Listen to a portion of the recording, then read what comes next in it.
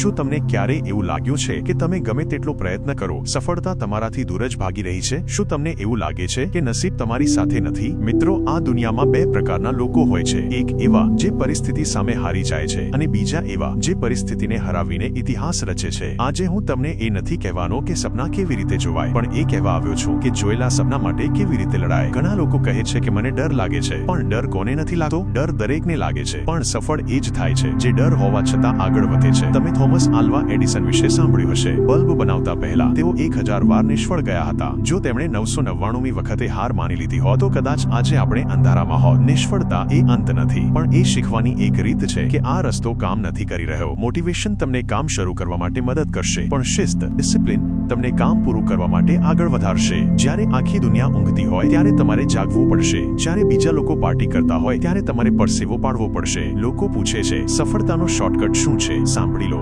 સફળતાનો કોઈ શોર્ટકટ નથી. સીડી ચડવી જ પડશે. લિફ્ટ બંધ છે. મહેનતનો કોઈ વિકલ્પ નથી. જો તમે સૂરજની જેમ ચમકવા માંગતા હોવ તો પહેલા સૂરજની જેમ બળવું પડશે. દુનિયા શું કહેશે આ વિચારવાનું બંધ કરો. જો તમે તમારી જાત પર વિશ્વાસ નથી કરતા તો દુનિયા તમારા પર કેમ કરશે? લોકો તમારા પર હસશે, તમને રોકશે, તમને પાગલ કહેશે. પણ યાદ રાખજો, જે લોકો પાગલ હોય છે એ જ ઇતિહાસ રચે છે અને હોશિયાર લોકો તો માત્ર એમના વિશે વાંચે છે. તમારી અંદર એક એવો સિંહ છુપાયેલો છે જે ગર્જના કરવા માટે તૈયાર છે. તેને બહાર આવવા દો.